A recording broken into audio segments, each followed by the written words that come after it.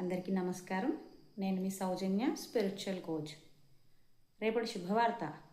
ఆధ్యాత్మిక రంగం అభివృద్ధి దిశగా అడుగులు ముందుకు వేస్తోంది.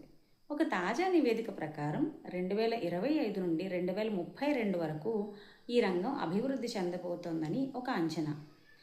అమెరికాలో ఉన్నటువంటి ప్రముఖ స్పిరిచువల్ కోచ్ అయినటువంటి టామీ ఆడమ్స్ 2 రిట్రీట్లు రిలీజ్ చేశారు.